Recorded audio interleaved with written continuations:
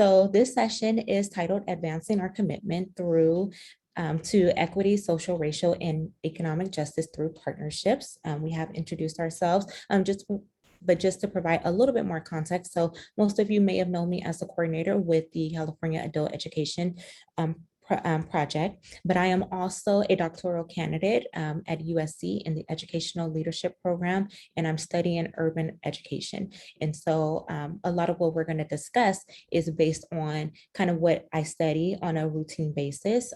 So I say that to say that I am by no means an expert. I am just taking you all on my exploratory research journey and what I have found and how I feel that it could be applicable to our adult education context. So I just wanted to put that out there. Again, this is, research-based, but very practical, to be honest, but just to let you know that by no way am I an expert. And I'm sure my co-presenter, Netta, shares the same sentiment. And so I'll let her provide a little bit more about her context. Veronica, I share just a passion of the topic, and I want to we're going to talk about commitments today and what my commitment is to increase awareness and discuss this topic. And so I'm honored to be your co-presenter today. And so I'm happy to support you through not only your work with your doctoral program, but also the work that we're doing in adult education. So thank you for allowing me to be your co-presenter. Thank you. So as we say that, we wanted to go over a couple of objectives for you today. So today we are really wanting to develop a shared understanding of equity, racial, economic, and social justice. And I know that many of us throughout the state of California in our program areas have been doing some work over the last almost 2 years now. But even previously before that and in beyond that. So wanting to kind of hone in on the understanding. We learned a little bit more about multi-sector approaches, and we want to share that with you today. So we want to share how to create a multi-sector approach. Learning, we're going to spend some time learning about principles and programs to enhance partnerships. And we know the work that you're doing with a lot of your America's Job Centers in California. So how do we not only continue that work, but enhance it further? We're going to discuss systemic changes needed to support the whole learner. And we have a racial justice education action plan to share with you today that we didn't create, but we found to be very helpful and wanted to share and continue sharing. The agenda is pretty hefty, so we hope you stick around for the entire session. We have a couple of things to cover for you today. I think we kind of discussed it in the objectives, but so you see it at a glance here. We're going to talk a little bit about what's already been done and what we've been doing in adult education. Not only that, but discuss systemic and institutionalized change. We want to go over and review the definition of equity, spend some time on social, racial, and economic justice principles. And we want to discuss our commitments and some of the commitments that have been already been shared with us nationally, but what that means to us today in this session. We do definitely want to take some time to talk about grassroots movements and examples. We'll expand a little bit more on workforce partnerships, and of course, that action plan that we promised. And we'll also want to hear from you on some of those impacts. We do have a couple of breakout sessions planned in this presentation as well. Any questions so far? No, nothing at this time. Great. Let me silence that cell phone. All right. So for today, we ask, we want to set the tone. We want to kind of discuss our meeting norms. And we ask just a couple of favors here today. And as we want to ask you to stay engaged with us as we are going to, like we said, we are not experts, but we definitely want to be a part of the conversation, and we want a group of our friends that we're doing the same kind of work to discuss that with. We want to be able to speak our truth and feel comfortable speaking our truth and not feel judged or feel that there's a risk of anybody, taking it out of context. So we just want to make sure that this is a safe space for everybody. And, these topics are going to be uncomfortable. We may experience some discomfort, and we just want you to accept that discomfort and sit with that discomfort and know that we are experiencing the same as a group. So we do want to reassure you that we're all in this together. All right, so thank you, Netta, for providing our objectives as well as our agenda and norms. So before we get started with the work that we'll do in this 90-minute session, we're always very intentional about grounding ourselves in this work. As Netta mentioned before, that, it's not always comfortable. Sometimes it's a hard conversation or a hard reality to face. But before we do that, we want to create a space that will be inviting and engaging and align all of us in this room. And so we have this poem, An Invitation to Brave Space by Mickey Scott Bay Jones. Mickey Scott Bay Jones, she's a justice doula. She's a social justice advocate who wrote this poem as part of her work in bringing healing to others. And as we enter this space and begin to do this work, we want to center our heart and our minds as well as our intentions. So we ask, just for a favor, we want you all, as part of our grounding into this work, we ask that you close your eyes and take a deep breath in. And, close your eyes, take that deep breath in and hold that breath for 10 seconds and then release a deep sigh. Because you've made it, you've chosen to come to this session. So we're hoping that we'll all work together. And then with your eyes closed, let's listen as I recite this poem. Together, we will create brave space. Because there is no such thing as a safe space, we exist in the real world. We all carry scars and we have all caused wounds. In this space, we seek to turn down the volume of the outside world. We amplify voices that fight to be heard elsewhere. We call each other to more truth and love. We have the right to start somewhere and continue to grow. We have the ability to examine what we think we know. We will not be perfect. This space will not be perfect. It will not always be what we wish it to be, but it will be our brave space together, and we will work on it side by side. So my question to you all is, are you willing to partner with us to create brave space? So using the reactions, if you would like to thumbs up, thumbs down, nope, not gonna work for me, may wanna leave. We respect all decisions. So I'm seeing some yeses come in, I'm seeing some thumbs up. So thank you all for that. And then my next question is, as we open the space as a brave space to do the work, I invite you to select a word or phrase from the poem I just recited to you that will be your intention for our time together. And once you have identified that word or phrase, go ahead and type it in the chat so that we all understand what our intentions are. And for me, my word is brave. That's my intention, to be brave.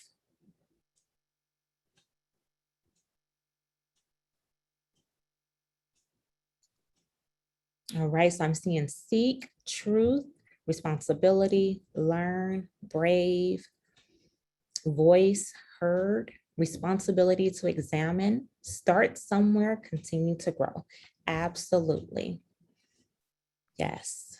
Okay, great. Thank you all so much.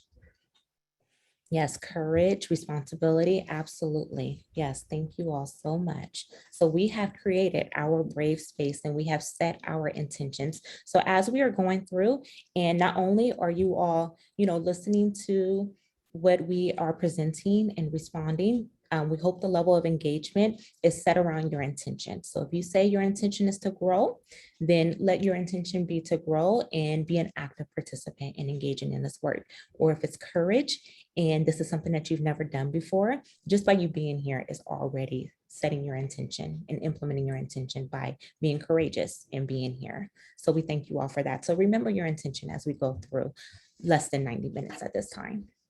So I will turn it back over to Netta, who will get us started with the presentation. Thank you, Veronica. My word was together. Yes, together we can.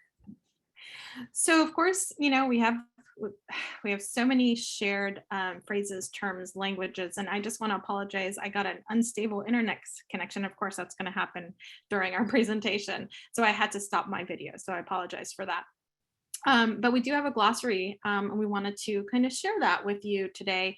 And it's really an opportunity to kind of share the language and the understanding around equity. There's some really key words and key phrases that are shared in that glossary. So Veronica, if you don't mind sharing that link in the chat, and I'm actually going to share the glossary live.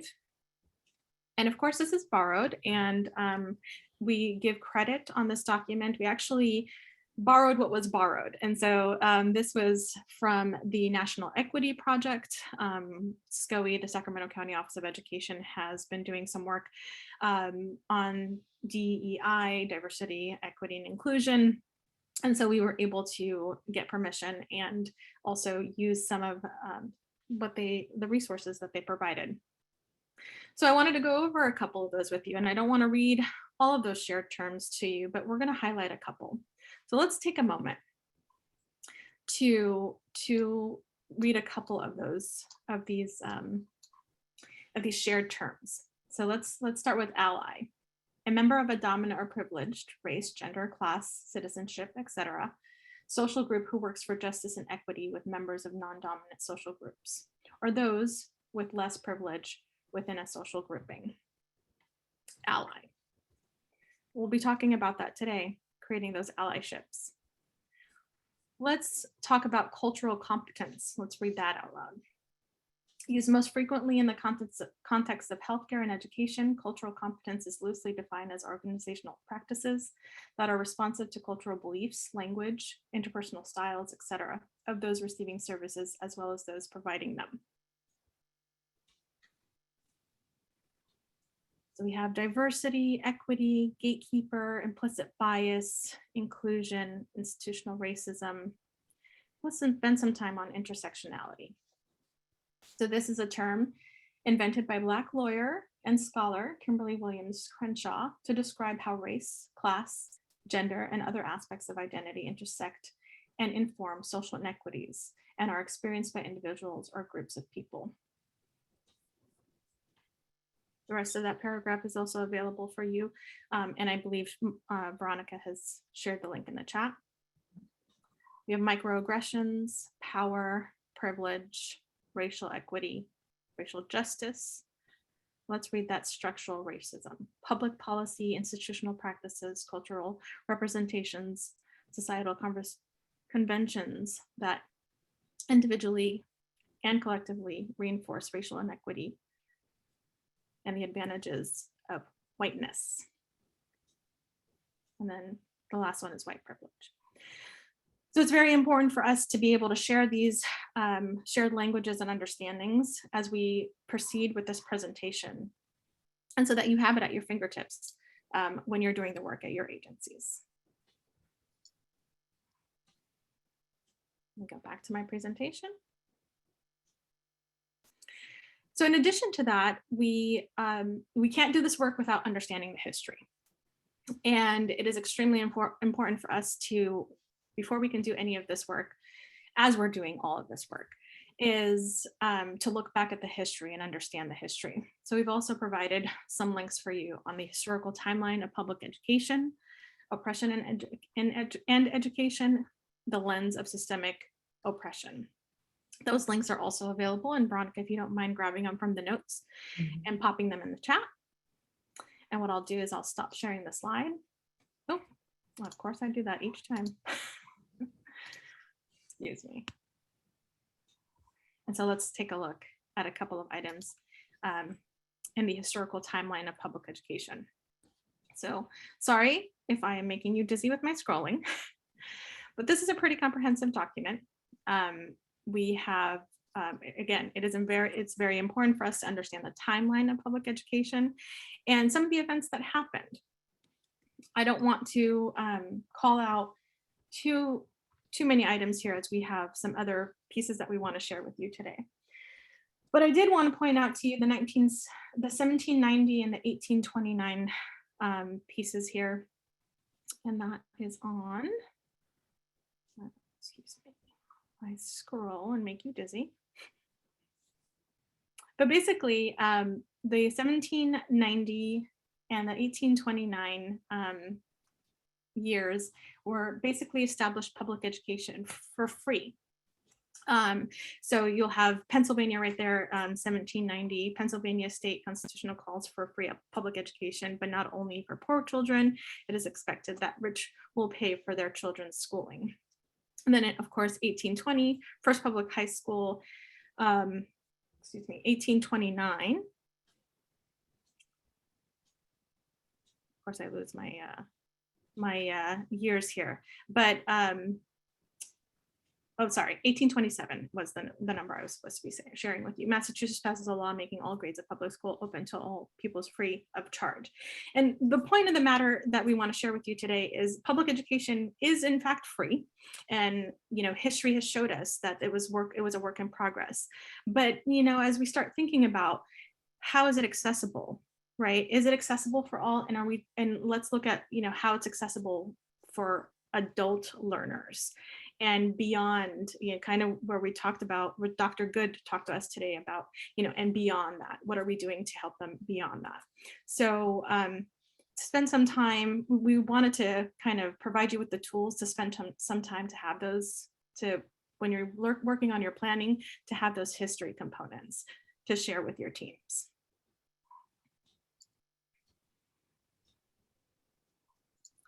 Now let's present.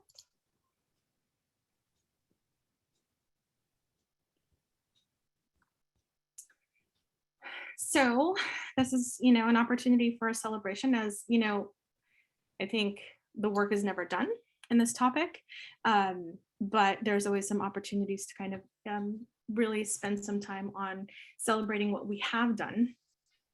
And I want to take a moment to celebrate some of our agencies that we've heard from over the last 24 hours, and some of in the opening presentations yesterday. Many of our agencies have been providing instruction and training through traditional and non-traditional methods. And Grossmont Adult School is in fact one that did something very similar. And that was in the CAPE TAP, or the CAPE publication on page 3. And Veronica, I'm a little tied to my presentation here, but do you mind reading to us that in-action piece that Uta mentioned in that publication? Yes. So as you all know, or may know now, this publication is based on the CAP state priorities. And so it's an opportunity for us to showcase what programs are doing at the local level that align with the state priorities, with one of them being equity. And so in the San Diego area, Uta is the consortium director for the East Region Adult Education Consortium. And since there is a high population of immigrants and refugees, her region, equity in action to them means working with business partners and revising curriculum, as well as creating incentives to get students employed quickly and giving them the skills they need to succeed in an uncertain market. And so as we're speaking about partnerships and what partnerships look like to advance equity, as well as economic justice and social justice and racial justice, this is one way that her region is partnering directly with businesses so that when students come out of the program, they are employable with the skills needed by the employer. So that was just one contribution to equity that we wanted to highlight. Thank you, Veronica. In addition to that, I kind of mentioned our Partnerships National Equity Project, and that might be an organization, nonprofit organization that is useful and helpful for your work moving forward. But the Sacramento County Office of Education has a series of diversity, equity, and inclusion seminars for staff, and using the National Equity Project presenters and resources from that project, which some of them of which that we've are sharing with you today in this project, in this session. We want to circle back to building learners to participate in economic recovery and using the Riverside Adult School example that we heard from yesterday. Applause to them, but understanding that there is a teacher, or excuse me, a shortage, and the district identified that shortage and partnering with their adult school to provide substitutes for that nutrition course that they provided.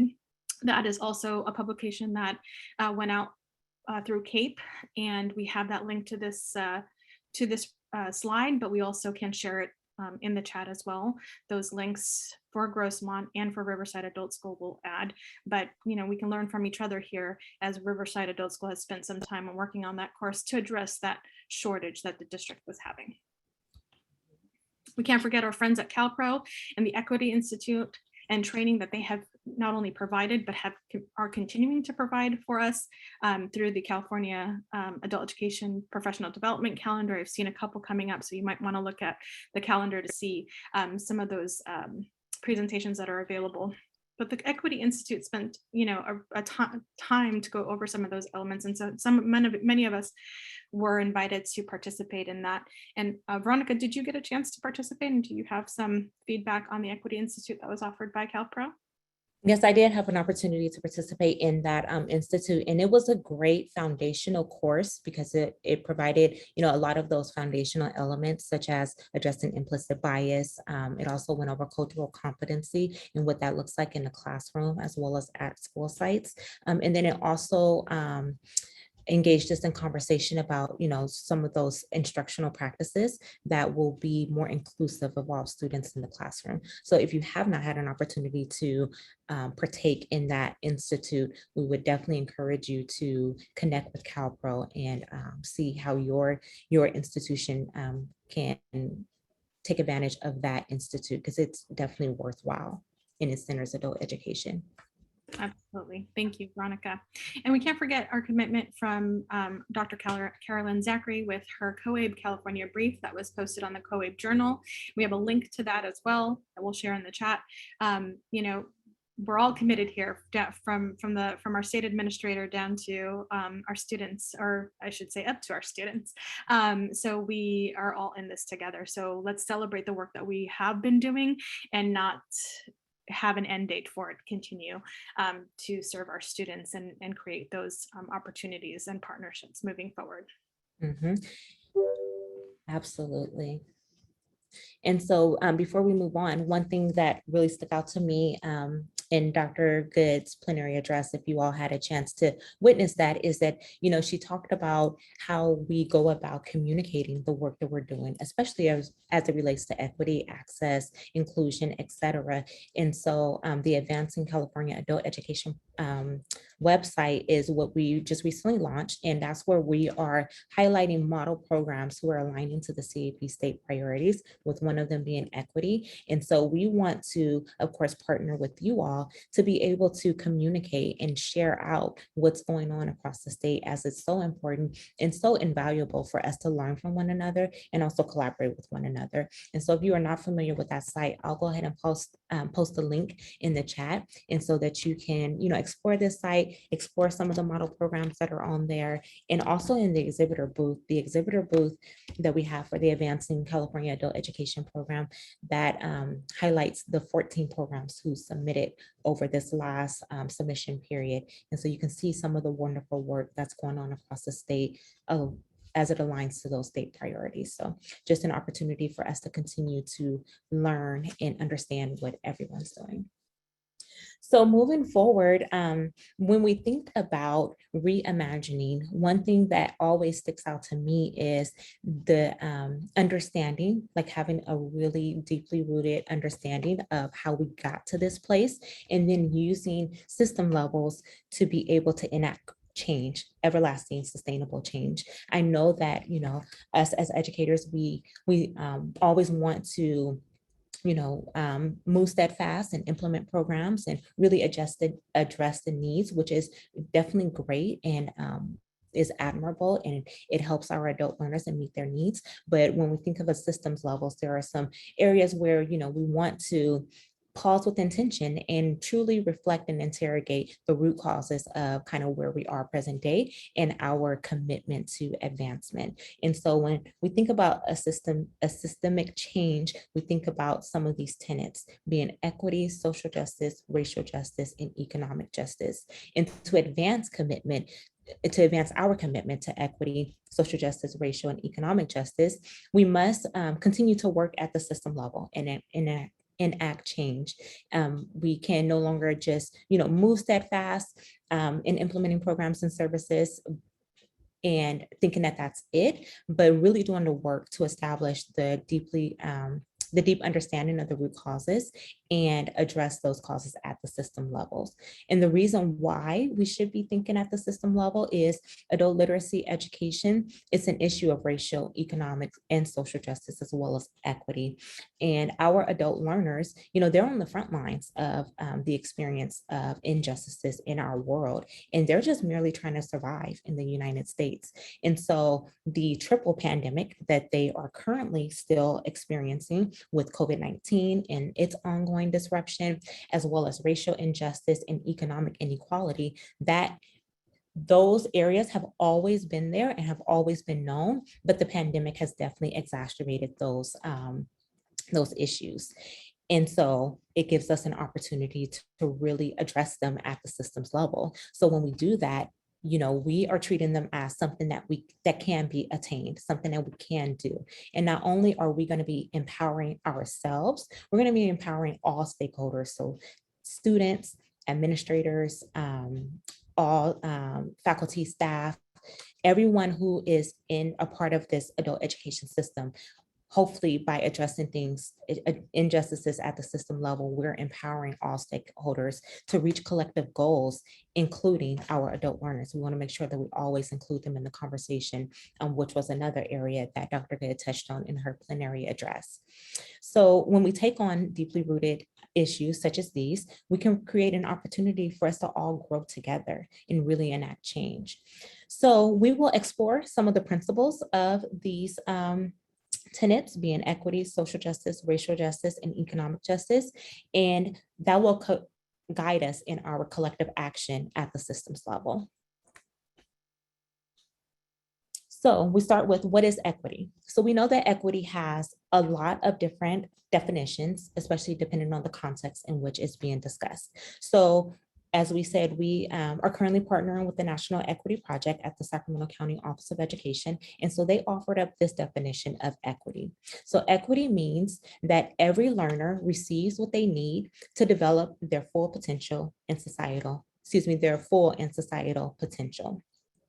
And some practices that we as a system and as agencies can do to ensure that we are being equitable is, and these are adapted from the National Equity Project too, is understanding which communities, students, and or families that are least well served by programs and services offered and developed in developing targeted programs that are tested and monitored to see impact. Another practice is to routinely engage in equity analysis to determine the extent to which internal policies, practices, and culture are reproducing inequity or contributing to greater equity, and using those analysis again on a routine basis to articulate internal equity goals. And those goals should be evaluated on a routine basis as well. In that way, you're exploring the ways in which an organization or your agency, the way that you all can do this, the way that you can do this is by engaging in self-exploration, critical reflection, identifying blind spots, and seeking out learning and supports to grow as a team, as a system for equity. And then another practice is using an explicit equity and inclusion lens when designing and assessing programs and interventions that are provided, and creating structures and engage in processes that ensure that those experiencing the inequities are informing the problem statement, co-designing solution sets, and assessing impacts. And then our next tenet, social justice principles. So here are some principles, again, adopted from the National Education Association. So here is some principles is us working continuously to understand the historic patterns of injustice and hold ourselves accountable for actions in perpetuating, disrupting, and ameliorating, sorry, I always have a hard time with that word, those patterns in our education system. And we want to celebrate and acknowledge diversity whenever we can, and understand that mechanisms that perpetuate social oppression and address oppression and discrimination head on. And then we want to take positive actions to eliminate social injustices. And then here on the next slide, we have our racial justice principles. So these are all kind of talking about the same thing, with racial justice being a systemic, racial justice is systemic fair treatment of people of all races, resulting in equitable opportunities and outcomes for all. And so it goes beyond anti-racism. In utilizing these principles, we as a system, as well as agencies, can design our collective work to dismantle these injustices and work towards creating a just society for all of our adult learners. So I won't read each of the principles, definitely allow you to take a glance at them, but the premise for us providing these principles is that we are all centering our work around some foundational principle. And so we can go on to economic justice principles. And so here, part of our summit is talking about recovery. So how we can prepare our learners to participate in economic recovery as we are approaching that point. And so in order to do that, of course, we want to think about some economic justice principles. So these principles are from Adler and Kelso, and they are essential and interdependent principles. So the three principles are participative justice, social justice, and distributive justice. And so participative justice is the input principle, and distributive is the outtake principle, and social justice, the feedback and corrective principle. And so these principles, for example, participative justice describes how each of us, we can make an input to the economic process in order for our learners to earn a living. And this principle of participation does not guarantee equal results. It requires, however, that everyone possess the equal human right to participate in and contribute to the production of marketable goods and services through one's labor. And then this principle rejects monopolies, special privileges, and other exclusionary social barriers to the full participation and economic reliance of every person. So when we think about participation, we think about some of the ways our learners may not be able to participate in economic justice or do not have access to it. And some of the ways in which is the ability to create wealth, to create intergenerational wealth, or even having access to affordable housing and being able to, provide a roof over their head. We also think about redlining and how that is still an issue in our society. Some of our learners may not be able to have access to mortgages or access to credit, for example, or even job training. So moving into the distributive justice, so the outtake principle, that's defined as the output or outtake rights of the economic system, and is matched to each person labor and capital inputs. So many confuse the distributive principle of justice with those of charity. It's not charity. Charity involves the concept of to each according to his needs, whereas distributive is based on the idea that each according to his contribution. And so we don't want to confuse that because it creates conflict and scarcity. And it's distributive justice follows participative justice and breaks down when all persons are not given access to opportunities to acquire and enjoy the fruits of their income and labor. And then we have social justice. So that's where that's the feedback and corrective principle. And that detects any distortions that are going on within social justice. And so it reflects the human striving for other universal values such as truth, love, and beauty. And it compels people to look beyond what is and what ought to be and continually repair and improve their systems for the good of every person. So as it relates to adult learning and our adult education system, it's talking about us improving to make sure that our adult learners have equitable access to all opportunities that are afforded to them. And so now that we have kind of framed, the tenets of justice, social justice, economic justice, racial justice, and then equity, and advancing to the next slide, we want to know from you all, and we're going to start this in a breakout room as a breakout activity, but we want to know, what does commitment to equity and anti-racism mean in adult education to you present time? So as we know, with the uprisings that have occurred over, the last year or so, some of the known problems that we have always known about has been exacerbated. At this present time, what does that commitment to equity and anti-racism mean in adult education? It's something that, you as an individual may have explored. It's something that you, with respect to your agency or your district or your partnerships within your consortium may have explored. And so we want to know, what does that mean to you at this time? So at this time, we will open breakout rooms and we'll allow you all 10 minutes to discuss and name what that commitment is, and then we'll come back and do some sharing. So I'm going to go to the breakout rooms and open them. So I'm just going to create a few so there aren't too many people in one room. And then I'm going to open them and we will have 10 minutes. So the time is now 10:40. We'll go until 10:50 and we'll send you all communication. So be on the lookout for your time.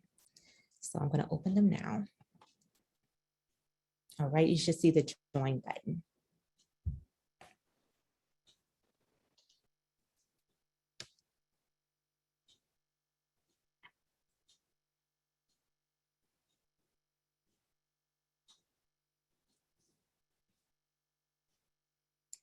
All right, everyone should see the join button to join their respective breakout rooms. Looks like mostly everyone has joined one.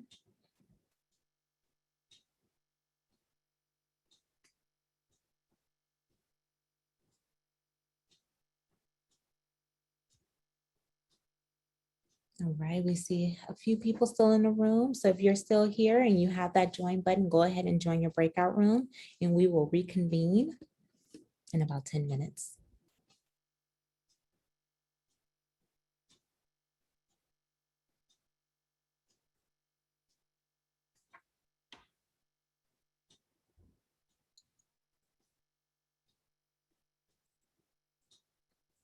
You want me to share that screen with the group?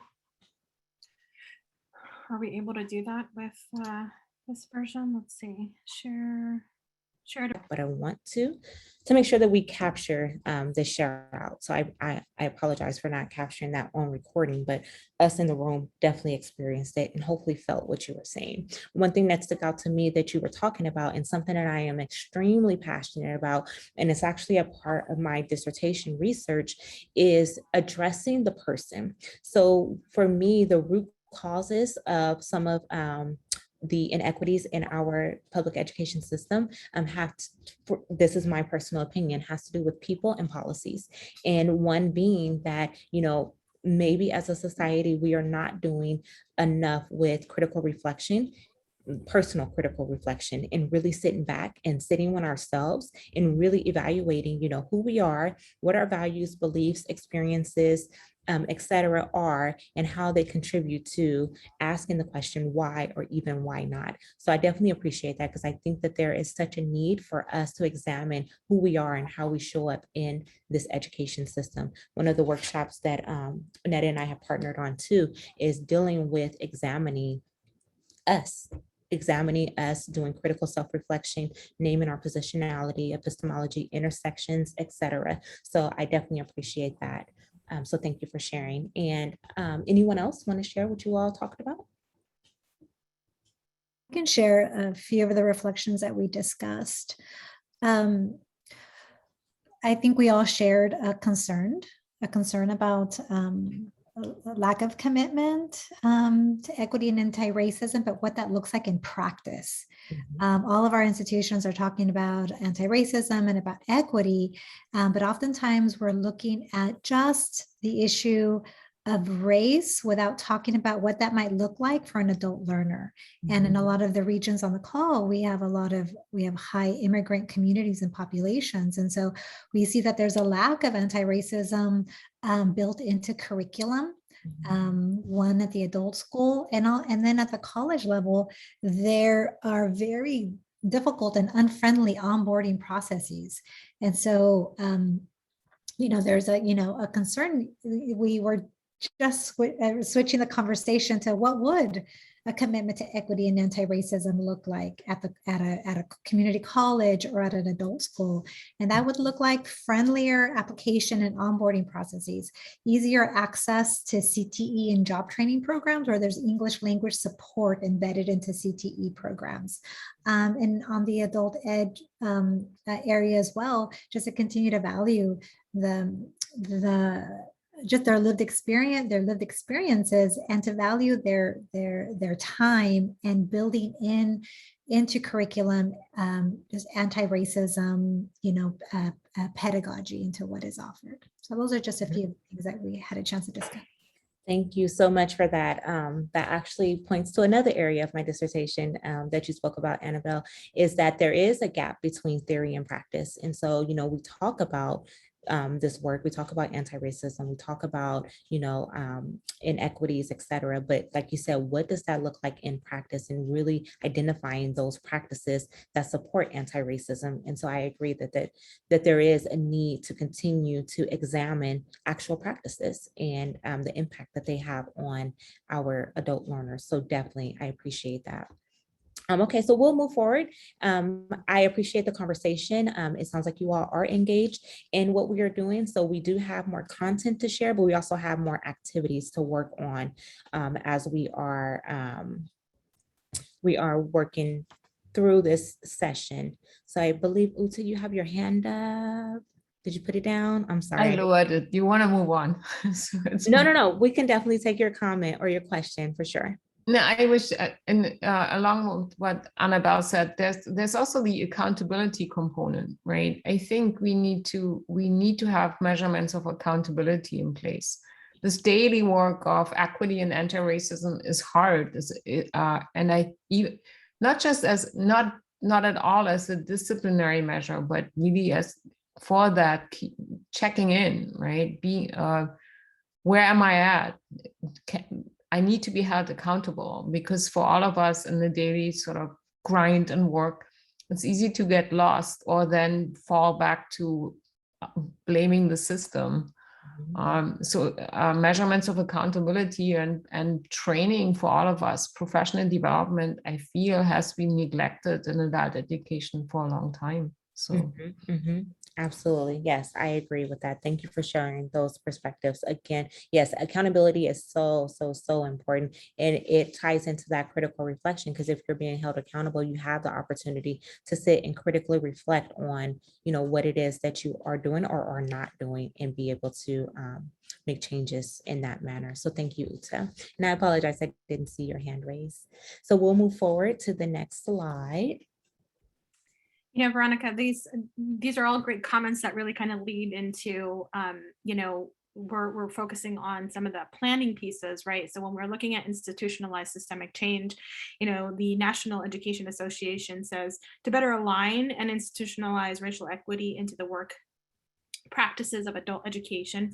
For them, it was for the National Education Association. It is important that we, adult education, understand the connection of racial justice to our mission, vision, core values, and strategic framework. So it really comes back down to, we're right, Uta, that accountability piece, and where does it fit in? And also starting to think about, where does it fit into our core values? Is it embedded into our mission, our vision at our agencies? So those are some of those pieces that are really that we want to start focusing in before we dive into the planning piece are those elements incorporated in that foundation of what we're doing. And so, as we kind of transition now, we want to start talking a little bit more about, in this context, what are some of the partnerships that currently exist? And it's okay, again, remember, it's okay to share very little, share all you have. This is an opportunity for us to kind of, we came back from the breakout room, so we want you to use this slide. You can hover your camera on your phone. So if you have one of our newer phones, you can hover over the camera. It should open up a website for you that'll take you directly to this page, and it's going to ask you the question of what types of partnerships currently exist in your respective context. You can also join a different way by going to slido.com and entering in the code CAPE 2021. Fun fact, I learned this yesterday for day one of the CAPE Summit. So Slido is an interactive tool. We should be able to see responses. So if you can take a couple of minutes here and share with us some of the types of partnerships that can help with your commitments in this work. When we look at this work, what are some of the partnerships, not only that currently exist, but let's think outside the box and what could exist to help in this context. Veronica, do you have anything else to add?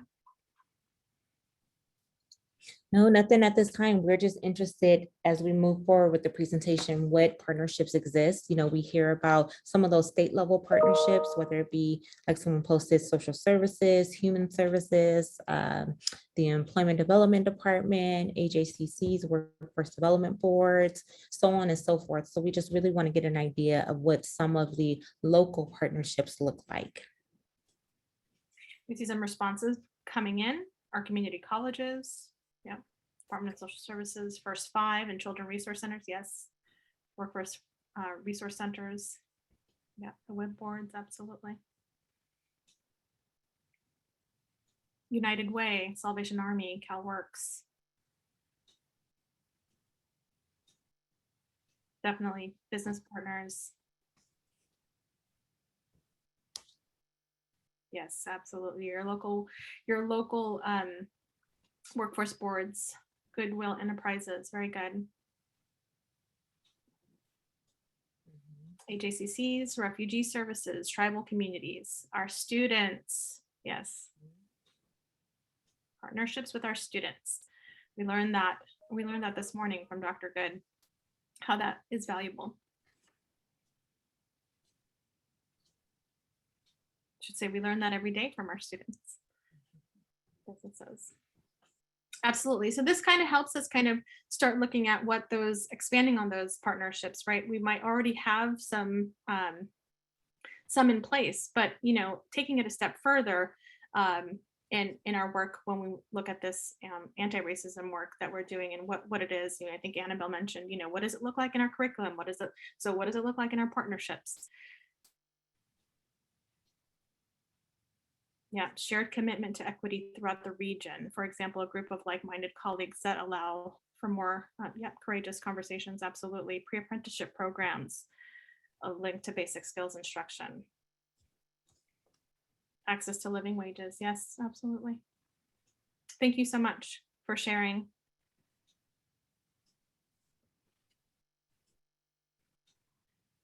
So we're going to transition to reimagining partnerships and talk a little bit about grassroots movements and organizing. So Veronica. Yes, thank you, Netta. So as we were conducting research on this topic, we came across a brief that was published by World Education last November by Silja. And in that publication, she talked about, of course, the commitment to adult education as it relates to anti-racism and equity. And one thing that she named is the reimagination of partnerships beyond our traditional form of partnerships. And so one of the areas in which she had named was the partnering with grassroots movements and organizing. And so what does that mean and what does that look like? So reimagining partnerships is an opportunity, of course, for us to align, work with movements for racial, social, and economic justice. And when we think about the multi-sector approach, we're referring to collaboration between organizations in different areas of policy, as well as different sectors. So both public, private, as well as third-party sectors, as well as community and people working together to achieve policy outcomes that will meet the needs of our adult learners. And again, one way to do this is the inclusion of grassroots movements and organizing. So when we work in, because we all work in marginalized, exploited, and under-resourced communities. Therefore, it is essential for us to align our programs to fully and explicitly with grassroots movements for social, racial, and economic justice, that are working to dismantle our systemic inequities.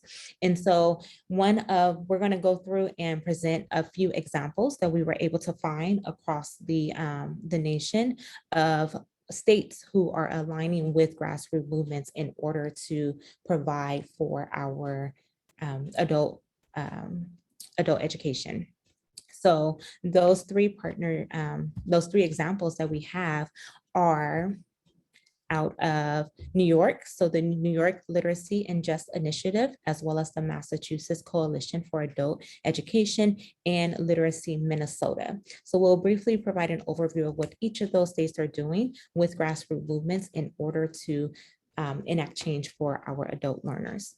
So in New York specifically, one of the ways in which they are partnering with grassroots movements is they are the director of the New York Literacy and Assessment Center is having regular meetings, participating in regular meetings of white executive directors across the state who are examining issues of diversity, equity, inclusion, implicit bias, and institutionalized racism within nonprofit organizations and discussing how to incorporate anti-racist practices.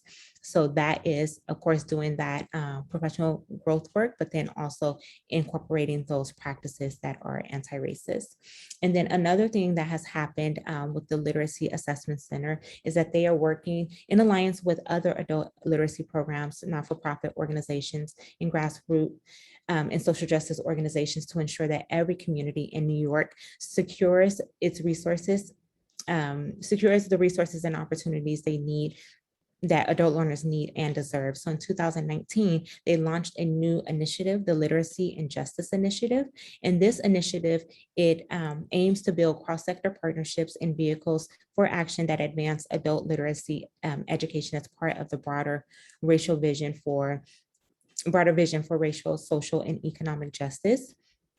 And here on the slide, we have what their three main goals are. So that's to engage adult literacy students and movements, as well as build solidarity with the wider social justice community, and then significantly expand educational opportunities for the 2.2 million adult New Yorkers in need of literacy justice. And so one way that they are doing that in alignment with several grassroots movements is they put out a call to action to the state of New York to secure more funding. So they advocated for more funding because currently they are funded at a very low rate, and it equates to about $40 per adult learner per year, which is not nearly enough of what's needed in order to provide adequate services to adult learners to improve their literacy so that they can participate in the economy. And so that's something that they are doing. And then the strategies that they're using to reach some of the goals that they have is organizing and advocacy, of course, and then developing student and community leadership, as well as capacity building and resource sharing. So that's what New York is doing. And then we move on into Massachusetts. So Massachusetts Coalition for Adult Education, they advocate for adult education and economic justice policies such as emergency paid sick time and eviction and foreclosure moratoriums. And so they partner with, currently one of their partners is the Massachusetts Community Action Network, which is a grassroots organization. And MCAN They are at the intersection of economic recovery and immigrant reform. And so one of the things that they have recently done is they were instrumental in partnership with the Massachusetts Coalition for Adult Education in the passage of House Bill 4647. And that is a state bill that provides substantial protections for tenants and homeowners and small businesses from evictions and foreclosures. And so the Adult Education Coalition was a part of that that House bill, in the passage of it, along with their partnership with MCAN. So that's another example of how adult education programs are partnering with grassroots movements. And then next we have Literacy Minnesota. Literacy Minnesota, at their pursuit of educational equity, they have launched the Cultural Equity and Cultural Awareness in Education Certificate Program. And so this program is a six-week program where anyone, including us, all the way over here in California, can take a 6-week course and receive a certification in equity and cultural awareness. And by doing that, they are allowing educators to understand themselves within a cultural context and develop methods for nurturing a learning environment where all identities are affirmed and included. And the program, again, it helps gain awareness of cultural experiences of our learners and other community members, especially related to racial, ethnic, linguistic, religious, socioeconomic, or gender differences. And it equips us with resources and tools to advocate for important issues that affect literacy in the communities we serve. And then it provides continuous learning opportunities to help make positive, informed, and equitable decisions in our communities. And so since we have been conducting research, this is something that I personally am definitely interested in, because again, this is a personal development opportunity for us to build our capacity so that we can continue to sustain in this work. So those are 3 examples that we were able to identify. One thing that we were unable to identify in this was an example of California adult education programs partnering with grassroots movements. And that's not to say that we are currently not doing so, because we know that there's a lot of great work going on at the local level. But as Dr. Good had talked about in her plenary address this morning, there is a lack of the communication and being able to know and understand what's going on at the local level. So that's definitely something for us to continue to work on, because again, we can all learn from one another. And so one way that we can continue to formulate how we could, address equity, racial, social, and economic justice is developing an action plan in how we plan to address these issues. And this may be something that you all are currently doing, but we wanted to take the opportunity and spend some time working together on this particular action plan. And so we found this action plan and we adapted it from the National Education Association, and they had adapted it from the technology prevention workbook. And so we made some tweaks to it to align it better to what we are currently experiencing, but we thought that this will be a great opportunity to, continue that conversation and hopefully begin to draft an action plan, even if it's just starting with articulating what the issues are. And so we have provided a link to this Google Doc, and it's going to ask you to make a copy of it. So it's definitely something that you can take to your respective contexts and continue to work on as you see fit. But we wanted to provide this document, a kind of a blueprint, in order to begin drafting action plans that's aligned to California. And so we will open the breakout rooms again. And so you all can continue the discussion that we were talking about when it comes to advancing our commitment and be able to work on this action plan together. So I'm going to open up the same rooms that we had earlier, since you all have started the dialogue with one another and are able to continue that dialogue and work together. And I looked in the chat and okay, Alan says, consider farm workers and Catholic charities, absolutely. And please excuse me for mispronouncing your name, Shabnam. She says it's a great idea for grassroots organizations to partner with larger networks, as oftentimes grassroots organizations are resource and funding strapped. The ripple effect is helpful in spreading awareness. Absolutely, absolutely. So thank you all very much for your contributions in the chat. And so we'll go ahead and open up those rooms. You all have the link to the Google Doc, and we will spend about 10 minutes again on this, and we'll come back, share out quick a little bit, and then we'll go back to thinking about the impact if we were to implement such an action plan. I'm going to open up the breakout rooms now. All right, you should see a join button. And we have a few people who have joined us, so I will assign you all to a room. And then, 1, 2, and then we have 3. So you all should be receiving your join button if you are just now being assigned a room. Looks like everyone is in a room at this time, I believe, or at least assigned to a room. I think room 12 needs another person, if we can add that. Okay, we can just move this individual to room 11.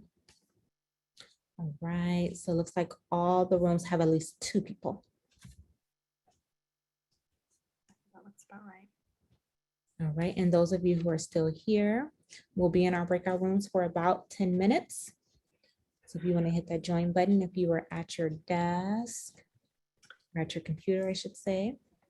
You know, room 11 now only has 1 person because the 2 that are assigned have not joined. So we might want to consider merging those 2. Okay. Let's see. Room 1 only has 2 people if you wanted. Oh. Okay, I think I took care of that. Oh, and Kristen has joined that room. So we may want to. I'm happy to do it as well, Veronica. I just don't want to duplicate. Okay, yeah, go ahead.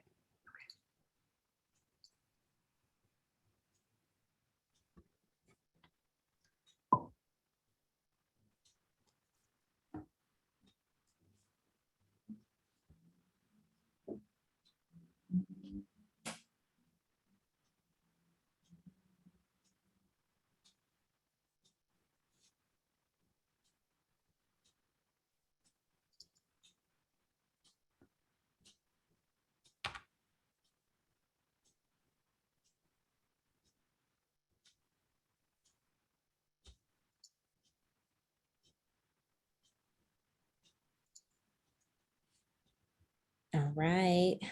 Welcome back, everyone. Yes, welcome back.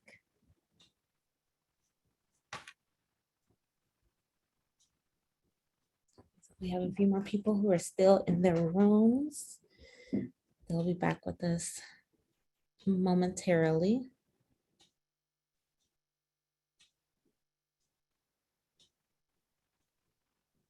Maybe 1, perhaps, Veronica, for our report out. Okay. All right, welcome back, everyone. Thank you so much for joining us. We hope that activity, although you probably maybe did not make it to the activity, but at least had conversation and dialogue, maybe scratch the surface a little bit, but we just wanted to take the opportunity to at least share this resource with you all. So hopefully it's something that you can take back to your agencies or, you know, your district, your consortium, and you all can continue to work on it together. So we would take at least one share out if someone would like to unmute themselves and share, you know, what that experience was like. If you all were able to get to the document, if so, what did you guys work on, or what the conversation was like? We just want to know how this experience was for you all.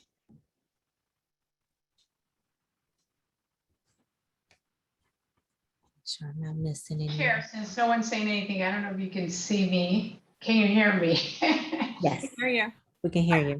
We like the format of the plan. It had the essential elements in order to create a plan. And we talked about a plan is good only if it's executed. But one of the things that I realized from this plan, and I've never seen before, and I like that it's a component of this, is objection analysis. I said that it's a very uncomfortable topic. Mhm. Not only, I mean, we hear about white fragility, but also for me as a person of color, it's a topic that has history of hatred and violence. Mhm. So what are the objections that we're going to see? And so this comes to mind to me. It's a little scary, a little scary for a lot of people. Mhm. Not only people that are ethnically diverse, but also for other people that the white population. It's Mhm. very uncomfortable. And we know that a lot of people don't like to talk about racism and inequities. So I like this component in this plan. So great job on that. Great, great. Yes, we think we definitely appreciate the fact that you found value in that because, you know, unfortunately, there may be someone or, you know, people who may oppose to this work. And so it's an opportunity to, you know, analyze what those potential objectives could be and be able to plan around them so that you don't hit those roadblocks to where, you know, this action plan either remains just an action plan or not implemented or may not even be completed. So yes, thank you so much for that. And then I see Karima, you have your hand raised. Thank you. Shatnam and I went into the form immediately because we started the conversation earlier in our break room. Good morning, everyone, by the way. So we filled out the form. Actually, we completed the entire form. As I said, we had talked about the policies and a barrier, and what we addressed as one of the barriers is childcare. Mhm. And we tried to provide childcare, but then due to our contract services and requirements and insurance and liability and all that, we weren't able to move forward. And that's just one example of many. So that's what we did. We liked the form. It kept us focused, talking about the challenges, opportunities, et cetera. So we like the form. Shatnam, is there anything you want to add? No, I think we're good. Thank you. All right. Well, thank you so much for sharing and for taking the time to complete the form. Again, this is something that you can continue the conversation with, and you know, you can name one issue using the form, but you can also use it to name other issues and be able to plan around those as well. So we definitely want you to all have this as a resource to be able to take back to your agencies or your respective contexts. So as we close, and I'll turn it back over to Ned, but we'll do one last activity that will hopefully kind of culminate everything that we have experienced in what flew by 90 minutes. Yes, it definitely flew by. And so we're going to use Slido again, and we want to hear about your commitment from this presentation and this session today. Can you share with us, you know, a few words on your commitment? What has risen to the top after this session, or what has always been in your heart that you've always wanted to say, you know, this will be my commitment. Let's share a couple of those examples. So you can, again, use that QR code, and it will pop up a web page that you can type in your commitment there, or you can join at slido.com and enter the code. Again, I give credit to the North Orange County folks for their presentation yesterday, and this was a tool that they use. So thank you to if we have anybody on the line from there, thank you to them. But take a couple of minutes and please share with us your commitment.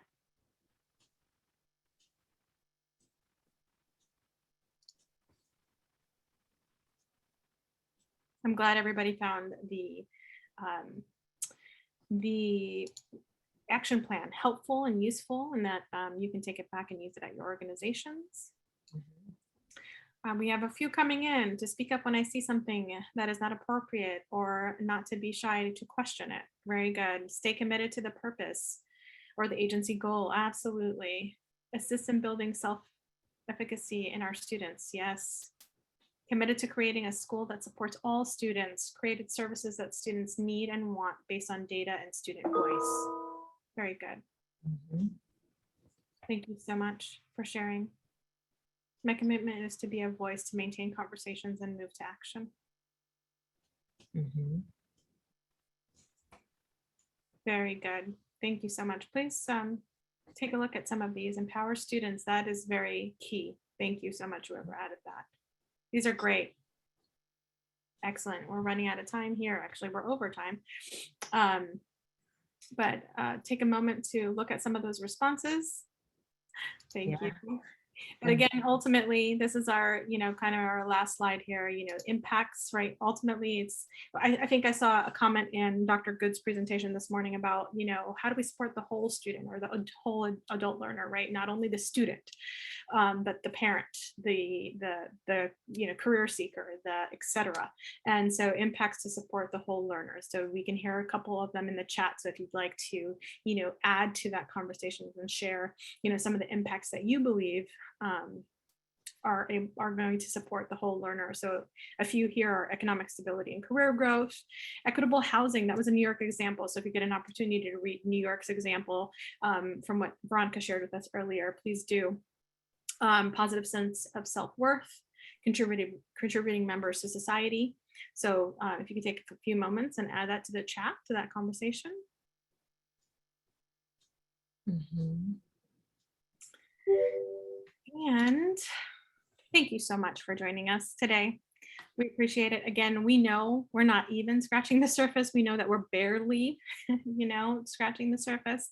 But it's definitely an opportunity for us to have those initial conversations to discuss amongst, friends, like-minded individuals that can influence and grow beyond that. So thank you again for joining us this 90 minutes. We know we need more time and we hopefully can work and partner with other associations and organizations to help continue our work. Veronica? Yes, thank you, Netta, and thank you all for hanging in there and engaging with us. We definitely appreciate it.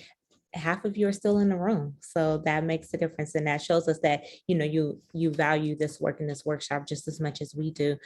We have posted a link to the evaluation, so just take a moment to complete that evaluation. We definitely want to know your thoughts and your feedback about this particular session, but then most importantly, we want to know how we can continue to continue this work. Equity has been named as a statewide priority, and so we're always thinking of ways in which we can keep the conversation going. And, the field saying that this is something that we need definitely goes and it's heard. And so we want to do the best that we can to continue the conversation and keep this at the forefront. And speaking of which, in addition to completing the evaluation, we do have a jam session that's taking place this afternoon at 3:30 p.m. And one of the jam session topics is diversity, equity, inclusion, and student supports. And so we have two amazing educators, Uta, who was just in the room, as well as Justin Gorentz out of LA. They will be facilitating a conversation, and that is what they are going to do, is facilitate. But this is an open opportunity for you all, if you want to continue this conversation, to have meaningful dialogue. No presentations, no content being given to you, just you showing up and having the conversation. And so I believe it was Annabelle who was talking about, theory to practice and identifying what those practices are and the continuation of this conversation, especially around what the commitment means, et cetera. That's an opportunity to continue that conversation. So we're very excited to offer that opportunity to you all. And we have other sessions that are going on at that time too, in terms of jam sessions. So we hope to see you throughout the rest of the day. Complete the evaluation, visit our exhibitor booths, take a photo. I know I'm feeling very energized, so I may pop in there and take another photo and network with one another. Also post your thoughts on social media. Share with our colleagues about this particular session, especially if they were unable to attend. So again, we thank you and we appreciate you, and we look forward to seeing you all throughout the rest of the conference. Have a great break, and we'll see you soon. Thank you. Thank you.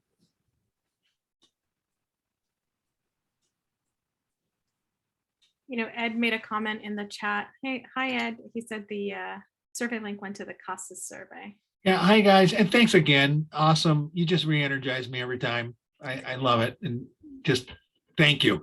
But the evaluation link, and maybe that's me, but it went straight to all about CASAS. Was there a drop-down menu where you can select the session? I just clicked straight on your link.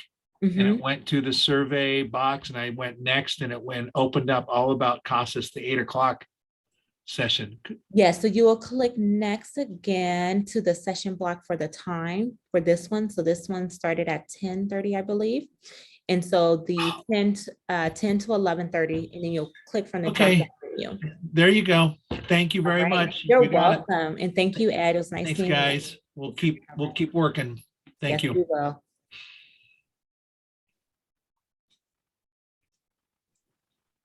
All right, so those of you who are still in the room, we will go ahead and close the meeting space. And so we'll see you all in our next set of sessions.